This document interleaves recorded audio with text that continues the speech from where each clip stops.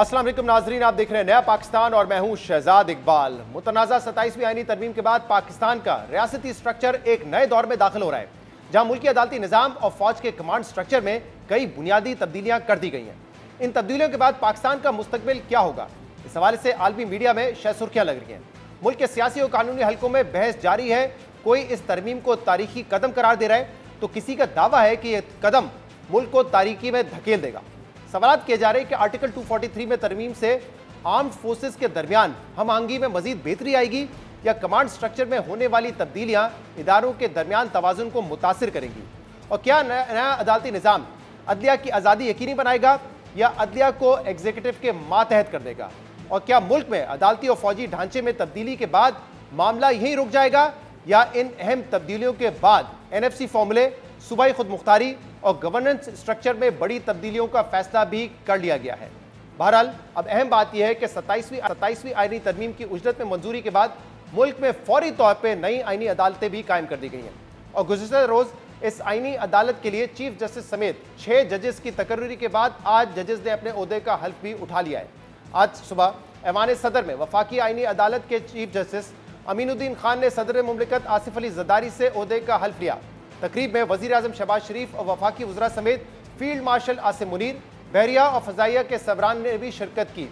जी news के साफ़ी अब्दुल क़य्यूम सिद्दीकी के मुताबिक चीफ जस्टिस वफाकी आईनी अदालत अमीनुद्दीन खान इस्लामाबाद हाई कोर्ट के रूम नंबर 1 में बैठेंगे, जबकि chief justice Islamabad high court Sarfaraz Dogar court room number 2 में मुंतकिल हो जाएंगे। वफाकी आईनी अदालत के चीफ जस्टिस की तकरीब हल्फबरदारी के बाद जस्टिस अमीनुद्दीन खान ने इस्लामाबाद हाई कोर्ट में पहले मरहले में वफाकी आईनी अदालत के 3 जजेस जस्टिस हसन अजहर रिजवी, जस्टिस अमीर फारूक और जस्टिस बाकर नजफी से हल्फ लिया। जबकि आज सुबह ही ये खबर भी सामने आई कि सुप्रीम कोर्ट के आईनी बेंच का हिस्सा रहने वाली जज जस्टिस मुसरत हिलाली ने सेहत के मसाइल की वजह से वफाकी आईनी अदालत की जज बनने से माजरत कर ली है।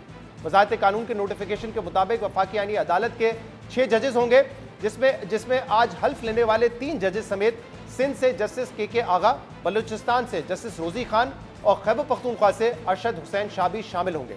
अहम बात यह कि 27वीं आईनी तरमीम से पहले सुप्रीम कोर्ट में जजेस की तादाद 24 थी, जिसमें से 2 जजेस के इस्तीफे और 3 जजेस के आईनी अदालत में जाने के बाद सुप्रीम कोर्ट में जजेस की तादाद 19 रह गई है। और आज इन्हीं जजेस के लिए chief justice supreme court of Pakistan justice याया आफरीदी ने फुल कोर्ट इजलास बुलाया था, मगर अहम बात यह है कि ना ही इस इजलास में 27वीं आईनी तरमीम पर कोई बात हुई, ना ही सुप्रीम कोर्ट के 2 जजेस के इस्तीफों का कोई जिक्र हुआ। जबकि आमतौर पर फुल कोर्ट मीटिंग के बाद इजलास की तस्वीर जारी की जाती है, लेकिन इस बार तस्वीर भी अभी तक जारी नहीं की गई है। ताहम इजलास के बाद जो एलामिया जारी हुआ उसमें बताया गया कि इजलास में जस्टिस शाहिद वहीद, जस्टिस इरफान सादत, जस्टिस नईम अफगान और जस्टिस अकील अब्बासी पर मुश्तमिल कमेटी की सिफारिश पर सुप्रीम कोर्ट रूल्स 2025 में तरमीम की मंजूरी दी गई है, जबकि मुनीर पराचा को सीनियर एडवोकेट सुप्रीम कोर्ट का दर्जा देने की भी मंजूरी दी गई है। इसके अलावा 27वीं आईनी तरमीम की मंजूरी के बाद कल सुप्रीम कोर्ट के सीनियर तरीन जज जस्टिस मंसूर अली शाह और जस्टिस अतहर मिनुल्लाह का इस्तीफा सामने आया था, जिसमें दोनों जजेस ने 27वीं आईनी तरमीम को आइन और अदलिया की आज़ादी पर हमला करार देते हुए चीफ जस्टिस पाकिस्तान को इस्तीफे भिजवाए थे, और आज सदर मुमलिकत आसिफ अली ज़रदारी ने इन दोनों जजेस के इस्तीफे मंजूर भी कर लिए हैं। जस्टिस मंसूर अली शाह ने अपने इस्तीफे में लिखा था कि 27वीं तरमीम ने हमारी आईनी जमहूरियत की रूह पर कारी ज़रब लगाई है। 27वीं तरमीम ने सुप्रीम कोर्ट को टुकड़े टुकड़े कर दिया है। इस तरमीम ने अदलिया को हुकूमत के मातहत बना दिया है। इसी तरह जस्टिस अतहर मिनुल्लाह ने सदर मुमलिकत को भेजे गए इस्तीफे में लिखा था कि उन्होंने जिस आइन की पासदारी का हल्फ लिया था, अब वो आइन मौजूद ही नहीं रहा। नए ढांचे जिन बुनियादों पर तामीर हो रहे हैं वो आइन के मज़ार पर खड़े हैं। सुप्रीम कोर्ट के 2 सीनियर जज 27वीं तरमीम के खिलाफ एहतजाजन मुस्ताफ़ी हो गए हैं, और तशवीश की बात यह है कि इन दोनों जजेस के इस्तीफों के बाद अब हुकूमती वज़रा इन जजेस को सख्त तनकीद का निशाना बनाते हुए इन्हें सियासी जजेस करार दे रहे हैं। 2 जजेस को जो है इस पार्लियामेंट की पास करदा एक तरमीम जो है आइन में, उसके खिलाफ जो है उनकी गैरत जाग गई। ये कैंगरू कोर्ट्स बना के मियां नवाज शरीफ को विक्टिमाइज किया जा रहा था और एक एजेंडा जो है इम्प्लीमेंट किया जा रहा था कि वो हुक्मरान ना रहे और उसको हमेशा हमेशा गलीए सियासत से बाहर कर दिया जाए। उस वक्त किसी की गैरत ना जागी। सिर्फ अतहर मिनुल्लाह साहब के ऊपर रोशनी डालूंगा कि उनको जो जमहूरियत का या आइन की मोहब्बत का उबाल आया है, जनरल मुशर्रफ की कैबिनेट में वो सूबाई कैबिनेट में शामिल थे। ये जजेस जो हैं ان کا ضمیر جو ہے دہائیوں سے سویا ہوا تھا. آج جب جو ہے دم کے اوپر پیر آیا ہے تو یہ ججز جو ہیں وہ آپ بیان دے رہے ہیں. ججز صاحبان جو ہیں یہ ان کا سیاسی اور ذاتی ایجنڈا ہے ان کا کہ استعفے کی جو تحریر ہے اس کا ایک ایک لفظ جو ہے وہ پولیٹیکلی موٹیویٹڈ ہے. خط جو ہے یہ تو ایسے ہے کہ جیسے کوئی سیاسی تقریر ہے، سیاسی تحریر ہے کہ جس میں وہ کہہ رہے ہیں کہ جناب یہ سپریم کورٹ ٹکڑے ٹکڑے ہو گیا، پاکستان کے اوپر سنگین حملہ ہو گیا. وہ بھائی کس طرح سے حملہ ہو گیا؟ کوئی دلیل، کوئی ایویڈنس؟ وہ حکومت کے خلاف تھے، وہ جو ہے وہ پی ٹی آئی کے ساتھ تھے. دلچسپ بات یہ ہے کہ نون لیگی وزراء اب جسٹس منصور علی شاہ اور جسٹس اطہر من اللہ کی جانبداری پر سوالات اٹھا رہے ہیں. مگر سنیے نون لیگی رہنما ان دونوں ججز کے بارے میں ماضی قریب میں کیا کہتے رہے. سید منصور علی شاہ صاحب جو جج ہیں وہ بہت ہی کمپیٹنٹ اور بڑے ہارڈ ورکنگ اور بڑے یعنی جو ہے وہ ایک یعنی ایسے انداز میں کام کرنے والے کہ جس کو آپ کہیں کہ وہ نئے خیالات اور نئے ایکسپیرینسز کرنے والے آدمی ہیں. جب وہ chief justice Lahore high court تھے اس وقت بھی انہوں نے بڑی ریفارمز جو ہے وہ وہاں پہ انٹروڈیوس کرائی تھی. اگر وہ چیف جسٹس پاکستان کے بنتے تو وہ اپنے ان ریفارمیشن ایجنڈا کے اوپر زیادہ بہتر انداز سے کام کر سکتے تھے. یہ اب اس عدالتی سہولت کاری کا معاملہ ہے جو آج اطہر من اللہ صاحب نے جس پر سوالات اٹھائے ہیں. آج اطہر من اللہ صاحب کا جو فیصلہ ہے اس میں یہ کہا گیا ہے کہ جب وہ عدالتی کارروائی جو کہ ایسا تاثر دے کہ وہ کسی ایک سیاسی حکمت عملی کو آگے بڑھانے کے لیے استعمال ہو رہی ہے اور یہ تاثر ہو اس سے یہ تاثر بن جائے کہ پولیٹیشنز ان جوڈیشل روبز. آپ نے سنا جسٹس منصور اور جسٹس اطہر من اللہ وہ ججز تھے جن کے فیصلوں کی پہلے تعریف کی جاتی تھی مگر اب انہیں سیاسی ججز قرار دیا جا رہا ہے. بلکہ دلچسپ بات یہ ہے کہ نون لیگ آج جو الزامات ان ججز پہ لگا رہی ہے ان دونوں ججز کا کردار اس کے بالکل برعکس رہا ہے. کیونکہ جب جسٹس ثاقب نثار، جسٹس آصف سعید کھوسا اور جسٹس بندیال کے ادوار میں لائک مائنڈڈ بینچز بنتے تھے جس کے کئی فیصلے نون لیگ کے خلاف اور پاکستان تحریک انصاف کے حق میں گئے، تب یہی دو ججز ان ججز میں شامل تھے جو لائک مائنڈڈ بینچز پر تنقید کرتے تھے. اہم بات یہ ہے کہ ان دونوں ججز کا عدالتی اصلاحات، آئینی معاملات اور معاشی امور سے متعلق فیصلوں کو لے کر ایک شاندار کیریئر رہا ہے.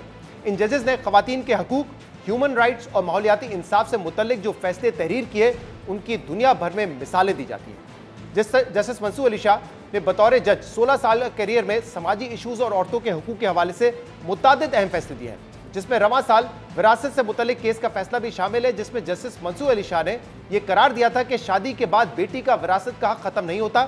والد کے کوٹے پر بیٹی کو نوکری دینے میں شادی کو بنیاد بنانا امتیازی سلوک اور غیر آئینی ہے. اسی طرح رواں سال انہوں نے جنسی ہراسانی کیس میں یہ قرار دیا تھا کہ جنسی ہراسانی خواتین کے آگے بڑھنے میں سب سے بڑی رکاوٹ ہے. جنسی ہراسانی جنسی خواہش کا نہیں بلکہ خواتین پر اپنی طاقت اور کنٹرول ثابت کرنے کا معاملہ ہے. 2021 میں بھی جسٹس منصور علی شاہ نے ریپ کیسز سے متعلق تاریخی فیصلہ جاری کرتے ہوئے لکھا تھا کہ ریپ کیس کے ٹرائل میں متاثرہ شخص نہیں بلکہ ملزم ٹرائل پر ہوتا ہے، اس لیے عدالتیں متاثرہ شخص کے لیے غیر موضوع الفاظ کا چناؤ نہ کریں. مگر جہاں ایک طرف سماجی ایشوز پر جسٹس منصور علی شاہ کے فیصلوں کی ہر بڑی سیاسی جماعت نے تعریف کی، وہیں سیاسی اور آئینی معاملات پہ ان کے فیصلے کبھی نون لیگ کو تو کبھی پاکستان تحریک انصاف کو کھٹکتے رہے.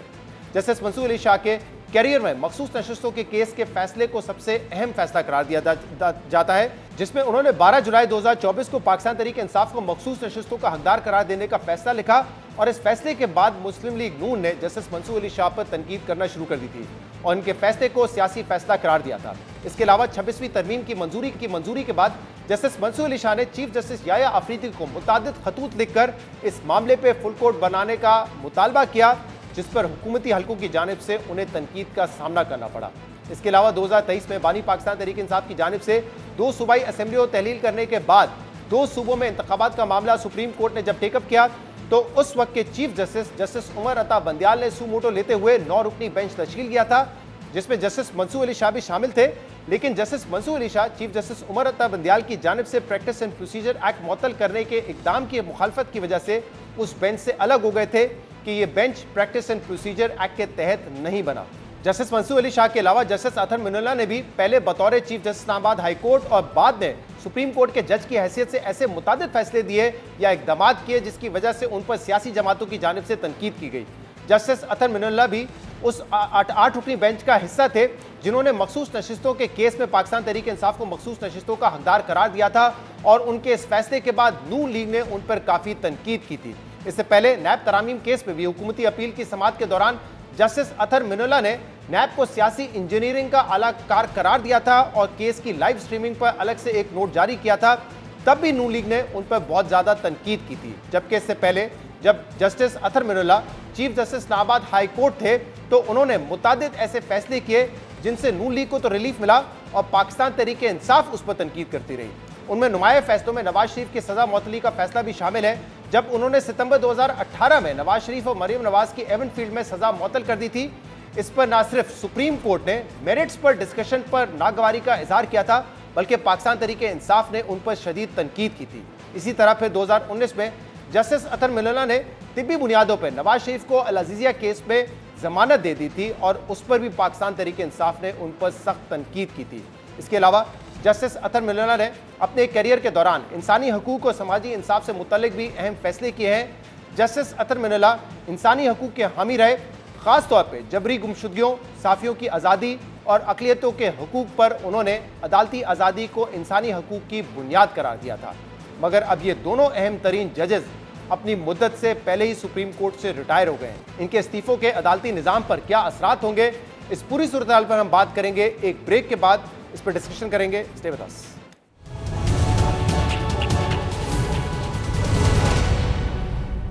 ویلکم بیک ناظرین۔ 27ویں آئینی ترمیم منظور ہونے کے بعد سپریم کورٹ کے 2 سینئر ججز نے استعفیٰ دے دیا ہے۔ اس پر ہم مزید بات کریں گے، جس کے لیے ہمیں جوائن کیا ہے بیرسٹر صلاح الدین احمد صاحب نے، ماہر قانون ہے، اور اس کے علاوہ ہمیں جوائن کر رہے ہیں سابق اٹارنی جنرل اشتر اوصاف۔ آپ دونوں کا بہت بہت شکریہ وقت دینے کے لیے۔ اشتر اوصاف صاحب، پہلے آپ بتائیے گا کہ بڑے پیمانے پہ تبدیلیاں کی گئی ہیں 27ویں آئینی ترمیم میں، اور اس کو بنیاد بنا کے 2 سینئر ججز نے جسٹس منصور علی شاہ اور جسٹس اطہر من اللہ نے استعفیٰ دے دیا ہے۔ آپ کے خیال میں کیا یہ ایک بڑا دھچکا ہے سپریم کورٹ کے لیے؟ سپریم کورٹ کی ساکھ اس سے متاثر ہوگی، اور کیا آپ ایکسپیکٹ کر رہے تھے کہ اس ترمیم کے بعد یہ ججز استعفیٰ دے دیں گے؟ دیکھیے، میں تو ایکسپیکٹ کر رہا تھا جیسے ہی یحییٰ آفریدی صاحب کا اوتھ ہوا، آئی تھاٹ کہ منصور علی شاہ صاحب جو ہے وہ ریزائن کر دیں گے، but he stood his ground اور انہوں نے اس کے اندر کنٹینیو ٹو ورک۔ اطہر من اللہ صاحب جو ہیں وہ بھی اپنے سوچ کے مالک ہیں اور سوچ رکھتے ہیں ایک ڈسٹنکٹیو قسم کی۔ میں ان کے ساتھ کام بھی کیا، ان کے سامنے پیش بھی ہوا ہوں۔ He is also worked as chief justice. Mansoor Ali Shah Sahib نے بھی چیف جسٹس کے طور پہ کام کیا۔ میں ان دونوں کا بہت قائل اور ان دونوں کی قابلیت سے بہت امپریسڈ ہوں۔ دونوں نے بہت محنت کی اپنے کریئر میں۔ ان کی ججمنٹس جو ہیں بہت ساری، میں منصور علی شاہ صاحب کی ججمنٹ جب بیکاز ان کا فورٹے جو تھا، یعنی ان کی جو ایکسپرٹیز تھی وہ تھی کمرشل اور میٹرز میں، لیکن انہوں نے بیل کے اوپر بہت اچھی ججمنٹس دی ہیں، انہوں نے ٹیکسیشن پہ بہت اچھی ججمنٹس دی، انوائرمنٹ کے اوپر اور باقی چیزوں پہ بھی ان کی دسترس نظر آئی اور عام آدمی کے لیے۔ لیکن کچھ ججمنٹس ایسی تھیں جن سے میں ٹوٹلی ڈس ایگری کرتا ہوں، 63A اور باقی۔ اینڈ دین ان کی جو اسٹیٹمنٹس آنا شروع ہو گئیں، those were quite disturbing, because you don't expect a جج not to write from the pen in a judgment but through letters. That I did not expect. اسی طرح اطہر من اللہ صاحب، بہت رسپیکٹ ان کی، اور انہوں نے بھی بڑی اچھی ججمنٹ جو ہے قلم بند کی، but again letters is something which I personally as a lawyer, as a advocate, I've been working for good 45 years. میں اس چیز سے ذرا ڈسٹرب تھا۔ دوسری بات یہ ہے کہ بہت اچھے ہمارے پاس ججز آئے، وہ سپر اینویٹ ہوئے اور وہ چلے گئے۔ بہت سارے ججز نے ریزائن بھی کر دیا۔ مینگل صاحب نے ریزائن کیا تھا، سردار اقبال صاحب، بہت پرانی بات ہے، آپ کو شاید پتہ بھی نہیں ہوگا، ہمارے ایک بہت ہی جید چیف جسٹس تھے، انہوں نے عہدہ چھوڑ دیا. اقبال حمید الرحمان صاحب جو چیف جسٹس ہیں فیڈرل شیرین کورٹ کے، انہوں نے بھی ریزائن کیا تھا. تو جواد خواجہ صاحب نے بھی ریزائن کیا تھا. تو یہ ایسی نہیں ہے چیز کہ کوئی انہونی بات ہے. If you can't work in a particular system تو and you can't change it, then میرے خیال ہے مناسب بات یہی کہ آپ اس پہ کام نہ کریں اور اس کو چھوڑ دیں. اس سے دھچکے نہیں لگتے انسٹیٹیوشنس کو. صحیح. ایک سوال اس میں میں صرف ایڈ کر لوں. آپ نے کہا کہ ان کے اسٹیٹمنٹس جو آ رہے تھے یا جو لیٹرز لکھنا انہوں نے شروع کر دی تھے، یہ جسٹس قاضی فائز عیسیٰ صاحب کے دور میں ہم نے، جب وہ چیف جسٹس نہیں بنے تھے، اس وقت ہم نے ایک ٹرینڈ دیکھا تھا. تو آپ کے خیال میں غلطی وہیں سے شروع ہوئی تھی کہ انہوں نے جو ہے لائک مائنڈڈ ججز کے خلاف جب خط لکھے اور تنقید کی اس وقت کے چیف جسٹس پر؟ جب انہوں نے چٹھی لکھی تھی قاضی فائز عیسیٰ صاحب نے، تو میں نے اس کے اوپر بھی ایک چٹھی لکھی میں، لیکن میں نے اس کو جو ہے وہ لیک نہیں کیا تھا. اور میں نے اس کے، میں نے جہاں تک مجھے یاد پڑتا ہے، میں نے ذرا تھوڑے سخت الفاظ یوز کیے تھے، اور میں نے کہا تھا کہ I am dismayed at the letter that I have received from the honourable justice Qazi Faez. اس طرح کے الفاظ تھے، مجھے یاد نہیں ہے. اور کیونکہ میں ان چیزوں کا قائل ہوں کہ اس طرح ججمنٹس کے ذریعے بولتے ہیں، آپ چٹھی بازی نہیں کرتے. خاص طور پہ جب آپ جس کو چٹھی لکھ رہے ہیں وہ اکراس دا کوریڈور، ان معاملات کو آپ پبلک میں نہیں لے کے جاتے. اور اس سے واقعی ان سب باتوں سے سپریم کورٹ 25ویں یا 26ویں یا 28ویں 26ویں یا 27ویں ترمیم سے نہیں، اس سے پہلے فریکچر ہونا شروع ہو گیا تھا. اس میں ڈویژنز آنی شروع ہو گئی ہوئی تھی. And it's very unfortunate.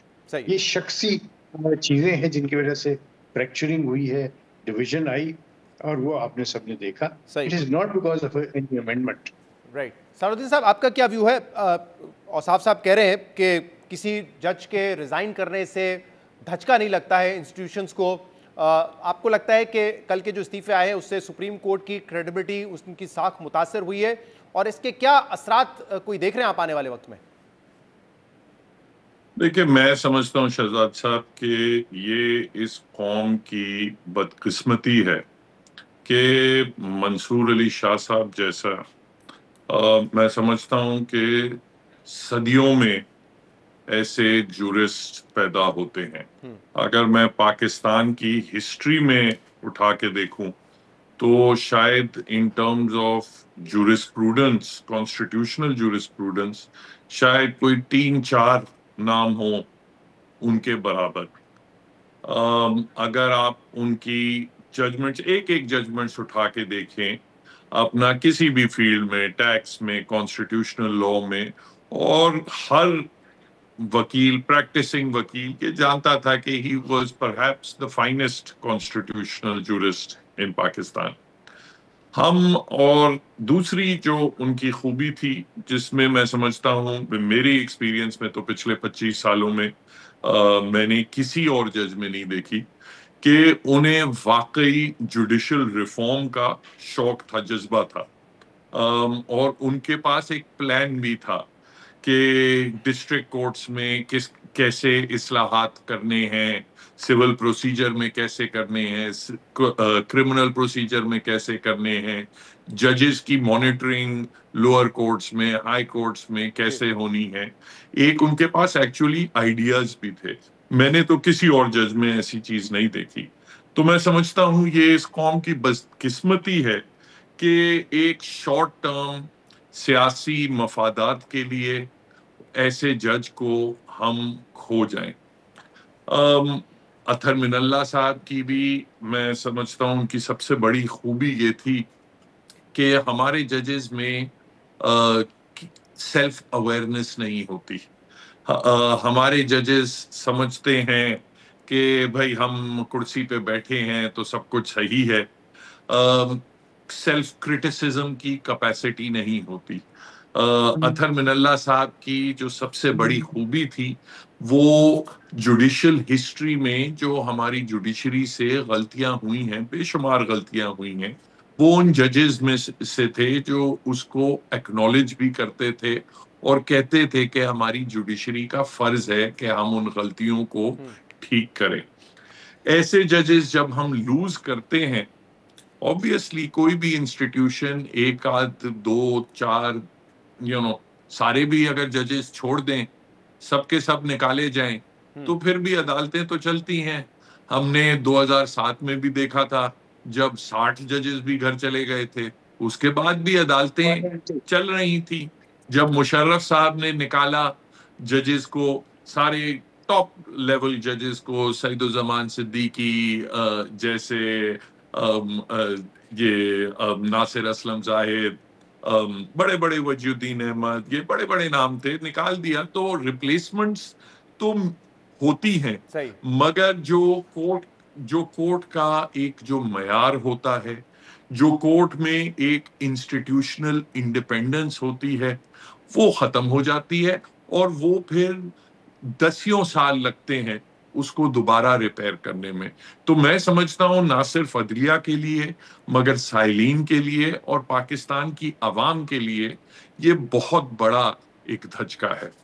Right. اور اب مجھے یہ بھی بتائیے کہ آپ نے 2007 کا ذکر کیا، اس وقت بھی جب چیف جسٹس افتخار چودھری صاحب کو نکالا گیا تھا تو اس نے ایک جوڈیشل موومنٹ کو ٹریگر کیا تھا. کیا ایسے حالات آپ کو اس وقت نظر آ رہے ہیں صلاح الدین صاحب؟ دیکھیں، میں یہاں کراچی میں تو یہ 27ویں ترمیم جب ہوئی تھی تو کراچی میں ابھی تک میں ایک ایونٹ اٹینڈ کر چکا ہوں. وہ کراچی بار نے ایک کنونشن کی تھی 27ویں ترمیم کے خلاف. اس وقت تک یہ سینٹ میں پاس نہیں ہوئی تھی. مجھے جو غم و غصہ اس پہ نظر آیا، اور خاص طور پہ ینگ وکیلوں سے، سچی بات ہے 26ویں ترمیم جب آئی تھی تو اس وقت شاید لوگوں کو اندازہ نہیں تھا کہ یہ ہوا کیا ہے. یہ آئینی بینچ، سپریم کورٹ تو وہی تھی، اپنا آپس میں آئینی بینچ ادھر ہو گئی ادھر ہو گئی، تو بہت سارے لوگوں کو ایک کنفیوژن تھی کہ کوئی اس میں کیا مسئلہ ہے. اب یہ جو آئینی عدالت آئی ہے اور اس میں وزیر اعظم صاحب نے اپنے سارے جج صاحبان کو اس میں لگا دیا ہے، اس کے بعد ایک کلیئر انڈرسٹینڈنگ بھی ہے. دوسری چیز جو یہاں ایٹ لیسٹ جو سینٹیمنٹ پایا جاتا ہے اور حکومت کی طرف سے اس کا اعتراف ہے کہ اب ہم 28ویں لے کے آئیں گے، اور 28ویں میں کئی چیزیں ذکر ہوتی ہیں، نئے صوبوں کی بات ہوتی ہے، NFC ایوارڈز کی بات ہوتی ہے، ایگزیکٹو میجسٹریسی، سو آن سو فورتھ، ایک لمبی ایک وش لسٹ ہے. تو اب میں سمجھتا ہوں کہ لوگوں کو احساس ہو گیا ہے کہ یہ معاملہ کس نہج تک جا رہا ہے. یہ بیسکلی ایک ڈکٹیٹرشپ اور ون یونٹ کی طرف جا رہا ہے، اور اس میں ڈیفینیٹلی میں سمجھتا ہوں کہ بہت ریزنٹمنٹ ہے. صحیح. میں اس پر جو ہے اشرف صاحب آپ کا بھی موقف لوں گا، لیکن مجھے پہلے یہ بتائیے گا کہ کل جو خط لکھے گئے دونوں ججز کی جانب سے، جو ان کا ریزگنیشن لیٹر تھا، ایک تو انہوں نے کہا کہ اسالٹ ہے یہ آئین کے اوپر اور جوڈیشری کے اوپر جو 27ویں ترمیم آئی ہے. کچھ اور جو کامنٹ تھے لیٹر کا جو کانٹینٹ تھا، اس میں منصور علی شاہ صاحب نے کہا کہ عدالت کے جو ہے ٹکڑے ٹکڑے کر دیے، سپریم کورٹ کے بالخصوص کاری ضرب لگا دی گئی ہے. پھر انہوں نے یہ بھی کہا کہ کوئی 27ویں ترمیم کی کوئی کانسٹیٹیوشنل لاجک یا اس کی لیگل نیسیسٹی نظر نہیں آتی. اور انہوں نے چیف جسٹس صاحب کا نام تو نہیں لیا، بٹ یہ انہوں نے تنقید ضرور کی کہ جو ہیڈ آف جوڈیشری اگر اپنے پرسنل انٹرسٹ کو انسٹیٹیوشنل انٹیگریٹی کے آگے رکھیں گے، جبکہ ان کی اپنی جو لیگل لیجیٹیمیسی وہ سوال ہو اس پہ، تو مسئلہ وہاں پہ شروع ہو جاتا ہے. آپ اگری کرتے ہیں کہ 27ویں ترمیم نے اس حد تک نقصان پہنچایا ہے جوڈیشری کو اور آئین کو؟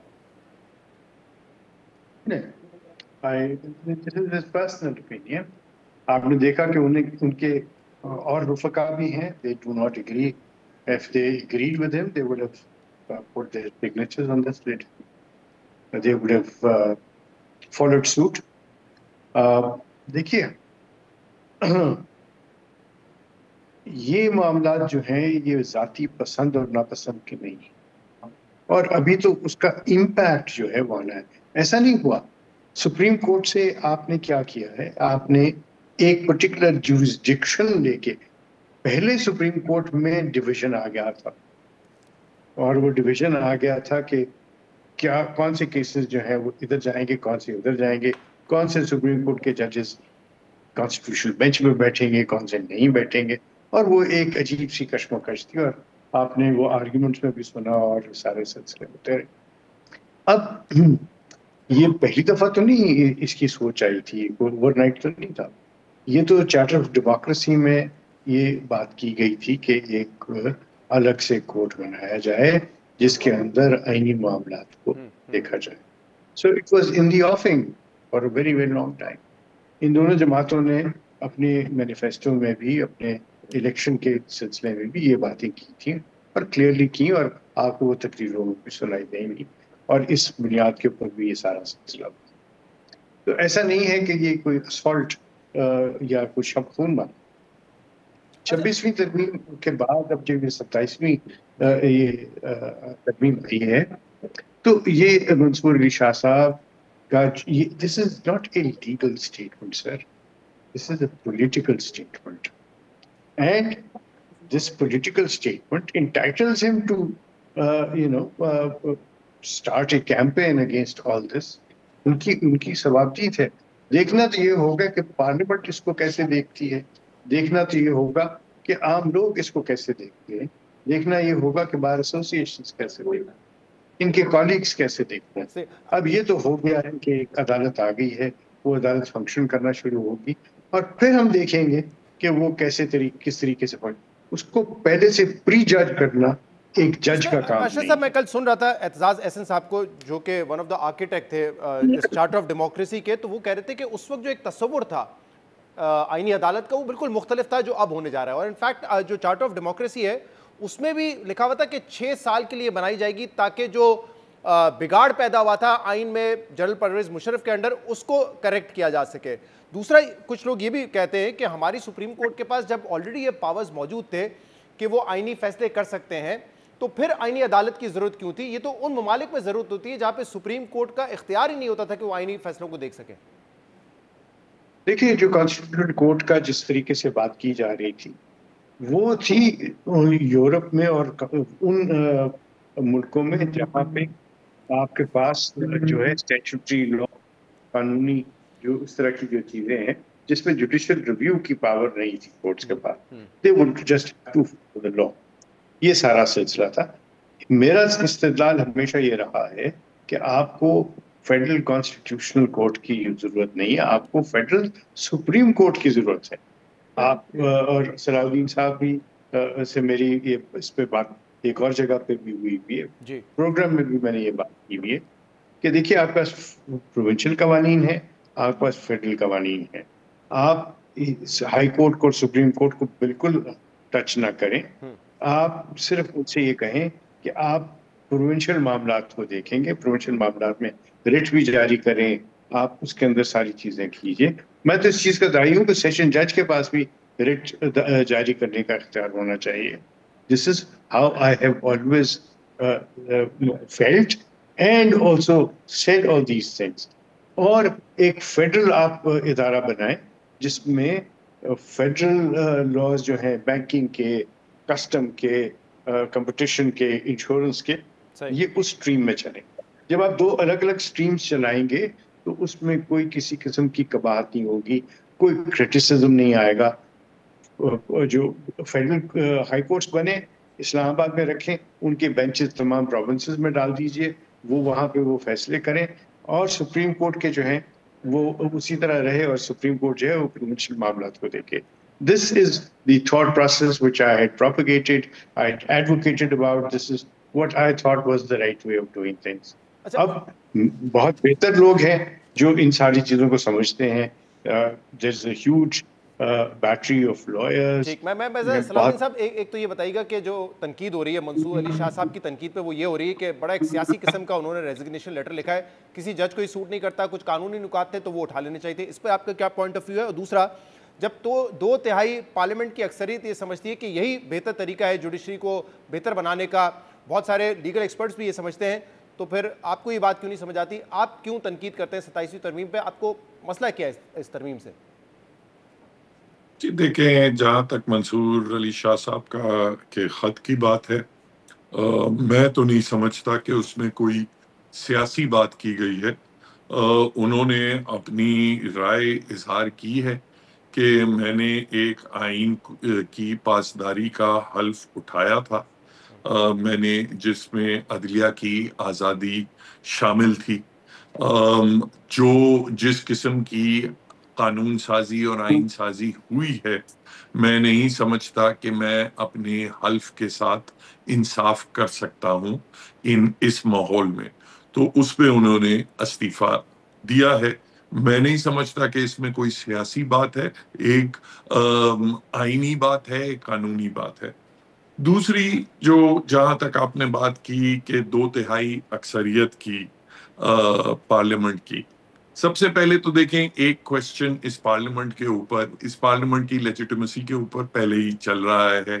فارم 47 وغیرہ ان چیزوں میں نہیں جاتے, مگر یہ سب کے سامنے ہے کہ جن الیکشن ٹرائیبیونلز نے ان الیکشنز کی شفافیت کے اوپر جائزہ لینا تھا, اسی پارلیمنٹ نے پھر جو فارم 47 کا کہتے تھے, فارم 47 سے آئی ہے, اسی پارلیمنٹ نے قانون سازی کر کے الیکشن ٹرائیبیونلز کا نقشہ بدل دیا. ان میں بجائے سرونگ ججز کے ریٹائرڈ ججز کو لے آئے تاکہ وہ جائزے کا جو پروسیس ہے وہ سبورٹ ہو سکے. اس کے بعد جو ریزرو سیٹس کا ایشو تھا 26ویں ترمیم کے بعد, سپریم کورٹ نے ریزرو سیٹس بھی ان جماعتوں کو دے دی جو اس کے مستحق نہیں تھے, جن کے اتنی سیٹیں ہی نہیں تھی, کہ جس کی 40% سیٹیں تھیں اس کو 100% ریزرو سیٹس دے دی, اور اس طریقے سے ایک کوبلڈ میجورٹی ہوئی. اور اس پارلیمنٹ نے پھر آئین سازی کی کہ اب ہم عدالتوں کو مزید چینج کر رہے ہیں. تو اس سارے پروسیس سے, پروسیجرل پروسیس سے اختلاف ہے. دوسرا جو ہے سبسٹینٹیو اختلاف ہے, وہ یہ ہے کہ میری رائے میں, اور سپریم کورٹ کی 17 رکنی بینچ کا فیصلہ بھی اس میں موجود ہے, کہ آئین سازی کرنے کے لیے, کسی ترمیم لانے کے لیے بھی کچھ حدود ہیں جو پارلیمنٹ کراس نہیں کر سکتی, کیونکہ آئین ترمیم سازی کے لیے بھی آئین نے کچھ حدود امپلیسٹ اور ایکسپلیسٹ طے کیے ہیں, اور اس میں ایک لمٹ یہ ہے کہ آپ آئین کا جو بنیادی ڈھانچہ ہے آپ اس کو تبدیل نہیں کر سکتے. یہ راولپنڈی ڈسٹرکٹ بار ایسوسی ایشن کے کیس میں 17 رکنی بینچ سپریم کورٹ کا فیصلہ ہے. اس میں انہوں نے کہا ہے کہ عدلیہ, اس میں فیڈرلزم بھی شامل ہے, اس میں اسلام بھی شامل ہے, اس میں ڈیموکریٹک فارم آف گورنمنٹ بھی شامل ہے, اور اس میں آزاد عدلیہ بھی شامل ہے. اگر آپ یہ چیزیں آپ ختم کرنے کی کوشش کرتے ہیں تو وہ آپ کی ترمیم کرنے کے اختیارات جو ہیں اس سے تجاوز کرتی ہیں, اور اس صورت میں عدالت کا فرض ہے کہ وہ اس قسم کی ترمیم سازی کو روکے. یہ چیز سیٹلڈ لا تھا, مگر بہرحال چونکہ ہماری 26ویں ترمیم کے بعد 1 سال تک جو آئینی بینچ تھی اس نے وہ 26ویں ترمیم کے خلاف جو چیلنجز تھے وہ ٹیک اپ ہی نہیں کیا, تو اس طریقے سے پارلیمنٹ کو موقع ملا کہ اب وہ اس کو انہانس کر سکیں 27ویں ترمیم کی صورت میں. ٹھیک ہے, ایک تو اشرف صاحب مجھے لگتا ہے کہ آپ کا کوئی ڈس ایگریمنٹ ہے اس بات سے, اس پہ بھی جواب دیجیے گا, اور ساتھ میں یہ بھی بتائیے گا کہ میں اس پہ, اچھا پہلے آپ مکمل کر لیں پھر سوال کر لوں گا. جی بہت سمپل بات ہے جی. آئین میں لکھا ہوا ہے کہ آئین میں ترمیم لانے کے لیے آپ کو کسی قسم کی کوئی پابندی نہیں, آئین میں خود لکھا ہوا. اور ایک بڑی لاجیکل سی چھوٹی سی بات ہے, کیا ایک پارلیمنٹ آنے والی پارلیمنٹس کو پابند کر سکتی ہیں کسی چیز کا؟ نہیں, بالکل بھی نہیں. تو یہ کہنا کہ اگر بنیادی ڈھانچہ رکھنا ہوتا فاؤنڈنگ فادرز نے یا جن لوگوں نے آئین کی تشکیل کی, تو وہ لکھ دیتے کہ یہ پیرامیٹرز ہیں, ان پیرامیٹرز پہ ہوگا. یہ اس طرح کی اختراع ہے جس طرح سو موٹو کی اختراع تھی. سو موٹو کا کوئی اختیار نہیں ہے سپریم کورٹ کے پاس, کبھی نہیں تھا, لیکن وہ چلتا رہا, اور اس کے اوپر آپ نے دیکھا کہ بہت ساری خرابیاں. مثال کے طور پہ مجھے اس طرح سمجھائیے گا اشرف صاحب کہ اگر 28ویں ترمیم میں یہ پارلیمنٹ 2/3 سے یہ پاس کر دیتی ہے کہ اب یہی پارلیمنٹ हमेशा के लिए रहेगी, कोई इलेक्शन नहीं होगा, वजीर आजम रहेंगे शहबाज शरीफ साहब, इसमें कोई तब्दीली नहीं आएगी फॉर लाइफ टाइम। अगर ये कोई तब्दीली कर दी जाती है आइन में, तो फिर आप कहते हैं कि उसको कोई चैलेंज नहीं कर सकता, कोई अदालत, कोई हदूद उसका तयन नहीं हो सकेगा? देखिए, कुछ चीज़ें ऐसी होती हैं जो कि हजम नहीं होगी, और जब इस तरह की कोई बात होगी ना, तो लोग जो हैं इस बात को, अवाम जो है वो इस बात को रिजेक्ट कर देगी। सो अवाम की बात है, ये अदालत की बात नहीं कि अदालत उसको रिजेक्ट करे। ठीक, नंबर वन। मतलब अदालत इन दैट सिनेरियो आल्सो कुछ नहीं कर सकती, वो कहेंगे ठीक है आपने ये कर दी तरमीम, let's go ahead with this. ठीक, I believe that the courts have no jurisdiction to strike down any provision of the Constitution and say this is ultra vires the Constitution. Okay, मेरा एक लास्ट कंक्लूडिंग क्वेश्चन है कि एक बड़ी structural change हमने देखी है, जो रियासती स्ट्रक्चर है हमारे, जिसमें आर्मी एक्ट में तब्दीली हुई है, अदलिया में तब्दीली हुई है। क्या अशतर औसाफ साहब, हम वेयर आर वी हेडिंग, ये इसको हम नुक्ता आगाज़ के, या ये नुक्ता इख्तिताम था, मजीद क्या चीज़ें होनी है? कहा जा रहा है गवर्नेंस सिस्टम में तब्दीली होगी, NFC अवार्ड में तब्दीली होगी, where do you see us heading? क्योंकि जैसे अभी कहा बैरिस्टर साहब ने, हम तो 1 यूनिट की तरफ आगे बढ़ रहे हैं। ये सवाल मुझसे है, तो मैं आपको ये कहूँ कि नहीं, आई डोंट थिंक यू आप 1 यूनिट की तरफ जा रहे हैं, बिल्कुल भी नहीं ऐसी बात। जो आप वो मसवदा देखिए, उसके अंदर और बहुत सारी बातें हैं। उसके अंदर हेड को बुनियादी जो है फंडामेंटल राइट्स का दर्जा देना, और इस तरह की और बहुत सारी आवाम के लिए बातें। आई विश कि वो सारी चीज़ें आगे भी होती। इसको बड़ा ज़रूरी है कि इसको आप इस तरीके से स्ट्रक्चर करें कि डिस्ट्रिक्ट कोर्ट्स के अंदर रिफॉर्म्स लेके आएँ। डिस्ट्रिक्ट कोर्ट्स के अंदर जब आप रिफॉर्म्स लेके आएंगे, तो साथ साथ आप लोकल गवर्नमेंट्स के अंदर आप जो है रिफॉर्म्स लाइए और उनको एम्पावर करें, उनको फाइनेंशियल पावर्स दीजिए, उनको सिक्योरिटी ऑफ टेन्योर दीजिए। पार्लियामेंटेरियन से ये हक ले लें आप कि वो डेवलपमेंट फंड्स को आइडेंटिफाई भी करें। पार्लियामेंटेरियंस का काम नहीं है डेवलपमेंट फंड्स का, या ये कहने का कि फलां जगह पे गैस लगा दी जाए और ये सारी चीजें। लेकिन अगर पार्लियामेंट ये डिसाइड कर ले कि हमारा काम है, तो फिर तो लोअर कोर्ट्स इसमें क्या करेंगे और हायर कोर्ट्स क्या करेंगे, सुप्रीम कोर्ट क्या करेंगे? Parliament should do some introspection. सही, okay, in that sense this is what I am saying. Salauddin साहब, मुझे बताइएगा कि जैसे अशतर औसाफ साहब तो कह रहे हैं बड़ी क्लैरिटी है, आइन में तब्दीली हो सकती है, आप कह रहे हैं इसके हदूद हैं और इस पे जजमेंट मौजूद है, लेकिन वो कह रहे हैं कि कोई अदालत उसको नहीं उसको स्ट्राइक डाउन कर सकती। जो रद्द-ए-अमल आएगा फिर इस तरह की शिकों पे वो आवाम से ही आ सकता है। देखें, जजमेंट्स कोर्ट की एक अलग है। Rawalpindi district bar association अशतर Ausaf साहब को उसका इल्म है, उसकी तो डिक्लेरेशन इंडिया में भी यही प्रिंसिपल है, और बल्कि ये जो बेसिक स्ट्रक्चर डॉक्ट्रिन है, ये बिलीज साउथ अमेरिका से लेके ताइवान तक मुख्तलिफ कंट्रीज में अप्लाई होता है।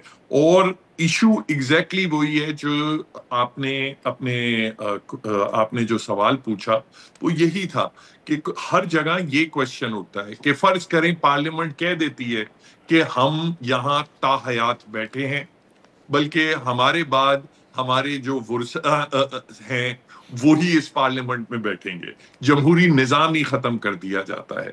तो सलूशन क्या सिर्फ ये है कि जब तक अब अवाम कहती है अवाम उनको रोके, तो अवाम जब उन्होंने इलेक्शंस खत्म कर दी तो फिर अवाम कैसे रोके?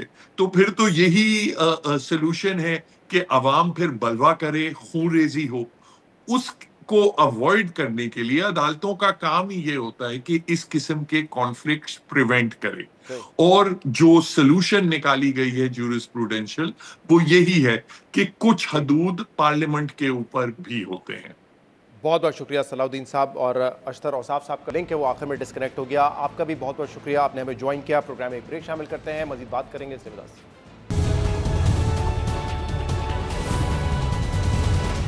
Welcome back. भारत में 2024 में होने वाले जनरल इलेक्शन और हाल ही में होने वाले दिल्ली, हरियाणा और अब बिहार के होने वाले इलेक्शन में वजीर आजम मोदी के बीजेपी हुकूमत पर मुनज़्ज़म धांधली के इल्जामात लग रहे हैं, और ऑपोजिशन जमातें वजीर आजम मोदी और इलेक्शन कमीशन ऑफ इंडिया को वोट चोर करार दे रहे हैं।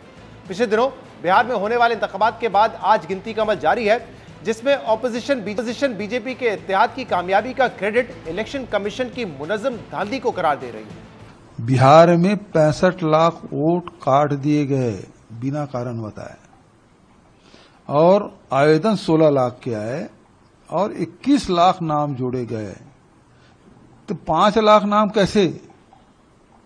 یہ تو سپریم کورٹ میں بھی سوال پوچھا جا رہا ہے نرواچن آیوگ کو۔ تو یہ جب 16 لاکھ آویدن آئے، 21 لاکھ لوگوں کے نام جوڑے، تو یہ کرشمہ ہی ہے۔ بھارتی جنتا پارٹی ساتھی بتائے مجھے کہ 16 لاکھ آویدن میں 21 لاکھ نام کیسے جوڑے گئے، کیسے سمبھو ہے؟ اور یدی ایسا ہی ہوا تو رزلٹ ہی آئے گا، آپ کو محنت کرنے کی ضرورت نہیں ہے۔ دیکھیں، میں آج سے کوئی نہیں، میرے 2 بیان ہیں، کہیے تو میں آپ کو دکھا دوں۔ 3 مہینے پہلے اور 10 اکتوبر کو پھر دوبارہ میں نے اس بات کو کہا تھا کہ یہ چناؤ ہائی جیک ہو چکا ہے۔ 80 لاکھ ووٹ جس راجیہ میں کاٹ دیے جائیں گے، جس راجیہ میں 5 لاکھ ووٹ ڈپلیکیٹ بنیں گے، جس میں 1 لاکھ ووٹ اتا پتا نہیں کس کا ہے، اس راجیہ کے چناؤ پرینام کیا ہوں گے؟ آپ سہجتا سے اس بات کو سمجھ سکتے ہیں؟ اپوزیشن کی جانب سے بہار الیکشن کو دھاندلی زدہ قرار دیا جا رہا ہے، جبکہ وزیر اعظم نریندر مودی نے بہار الیکشن میں کامیابی کے بعد ایکس پر پوسٹ کرتے ہوئے بہار کی عوام کا شکریہ ادا کیا ہے۔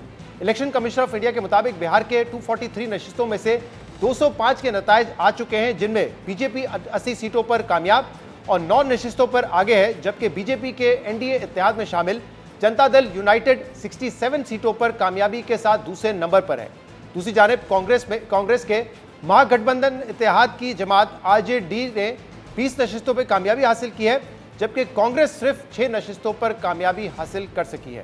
لیکن پہلے دلی، پھر ہریانہ اور اب بہار میں الیکشن میں دھاندلی کے الزامات نے بی جے پی کی کامیابیوں اور الیکشن کمیشن کے اس تمام انتخابی عمل پر سوالات کھڑے کر دیے ہیں۔ آج کے پروگرام پہ اتنا ہی، شو سے اجازت دیجیے، اللہ حافظ۔